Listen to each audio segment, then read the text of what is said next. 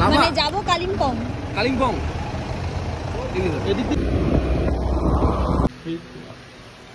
আমাদের কিন্তু almost formalities সব কমপ্লিট।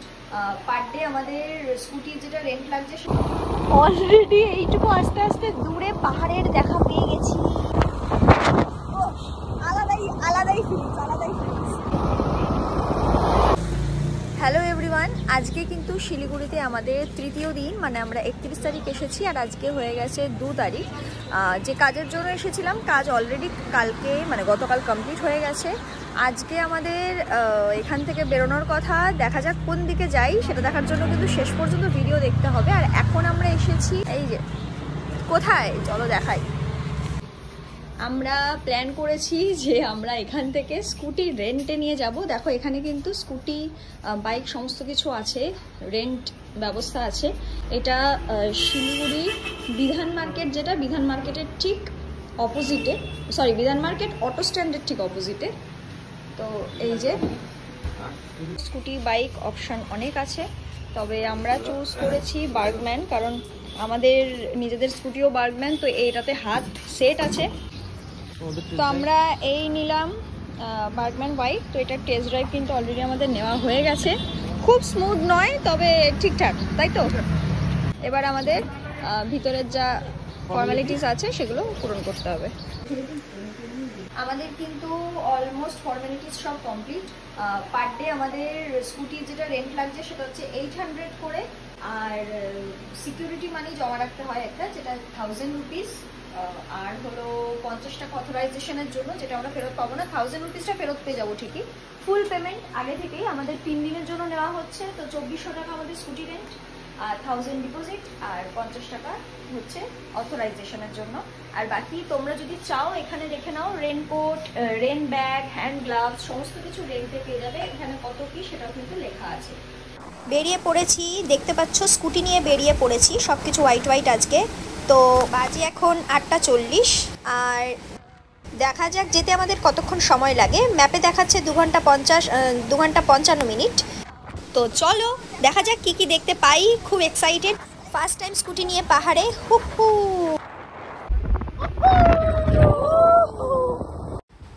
এর আগে 2 বার গ্যাংটক আর 1 বার ডুয়ার্স কিন্তু আমি ঘুরে এসেছি। তবে প্রতিবারই এই রাস্তাটা দিয়ে যখনই গেছি মনে হয়েছে বেশ স্কুটি বা বাইকে করে এই রাস্তা দিয়ে যেতে পারতাম কি নাই ভালো লাগতো।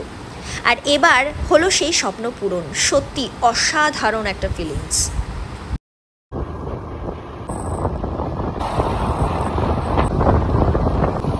অলরেডি এইটুকু আস্তে আস্তে দূরে পাহাড়ের দেখা পেয়ে গেছি। লালা, কিন্তু পুরো মেঘে ঢাকা ওটাও। আমরা কিন্তু এখন পৌঁছে গেছি সেবক বাজার। বাজে 9:21।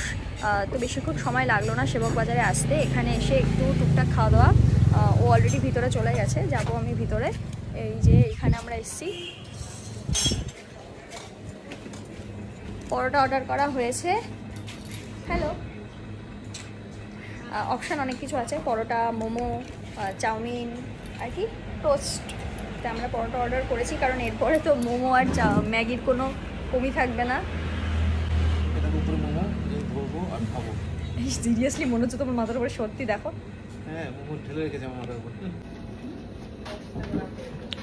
এই যে পরোটা তরকারি একজনের খাওয়া শুরু হয়ে গেছে, আমি এখনো বসে আছি। কেমন টেস্ট? Heavy taste. ওই হোটেলেই খেতে খেতে আমরা জানতে পারি 2 দিনের জন্য সেবক রোড বন্ধ ছিল, কারণ সেবক রোডে চলছিল মেরামতের কাজ। তাই আমাদের নাকি কালিম্পং যেতে হলে লাভা হয়ে ঘুরে যেতে হবে, এবং সেটা আরও 2 ঘন্টা বেশি সময় লাগবে। এই যে সেবক কালী মন্দির, বেরোচ্ছি। লাভা মানে যাবো কালিম্পং। কালিম্পং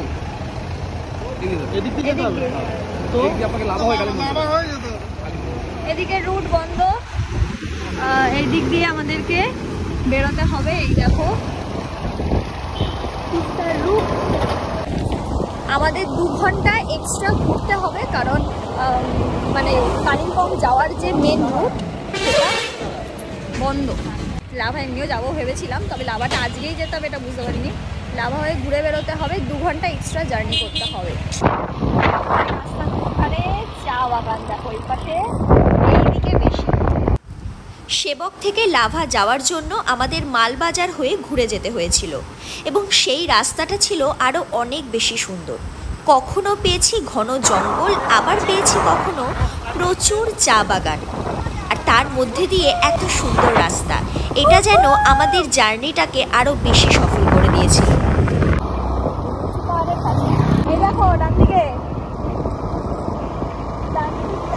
জীবনে প্রথমবার পাহাড়ি রাস্তায় গাড়ি চালানোর অভিজ্ঞতাটা আমার আলাদাই ছিল। সেটা হয়তো কোনোভাবেই বলে বোঝানো সম্ভব নয়।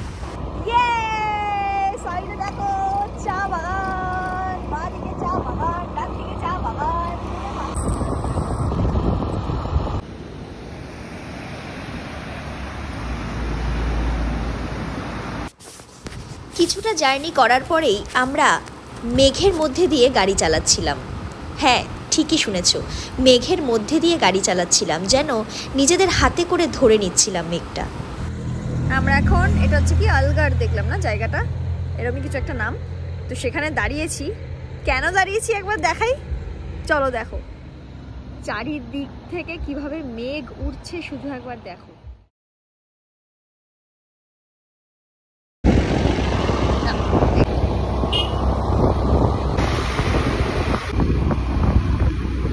মেঘের মধ্যে দিয়ে যাচ্ছি, পুরো ঘন মেঘের মধ্যে দিয়ে আমরা এখন গাড়ি চালিয়ে যাচ্ছি। জাস্ট দেখো রাস্তার মাঝখানে, দেখো এই যে এই জায়গাটা ভাঙা, এইখানে কিন্তু কাজ চলছে, আর সামনে এই যে অন্ধকার ধোঁয়াশা।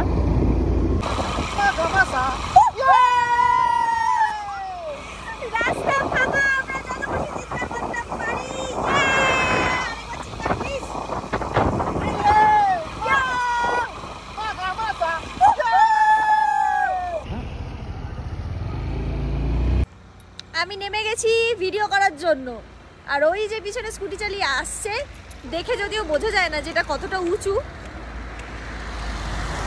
ক্যামেরায় কিন্তু বোঝা যায় না যে আমরা কতটা উঁচুতে উঠছি। দেখো মেঘটা না উঠছে রীতিমতো, মানে আমি একই কথা জানি, বারবার রিপিট করছি যে মেঘ উঠছে মেঘ উঠছে, কিন্তু কিছু করার নেই, মেঘ সিরিয়াসলি উঠছে। এই জায়গাটা এতটাই সুন্দর ছিল যে দুজনে কিছুটা সময় নিরিবিলিতে শুধুমাত্র দাঁড়িয়ে দাঁড়িয়েই কাটিয়ে ফেলেছিলাম।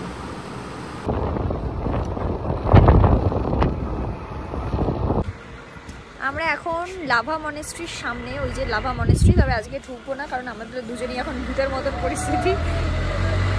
সাদা জামা পরে এসেছিলাম, মনে হচ্ছে জামাটা এবার কালো হয়ে যাচ্ছে আস্তে আস্তে, তো পরে আসবো, কালকে আসার ইচ্ছা আছে, দেখা যাক কি হয়।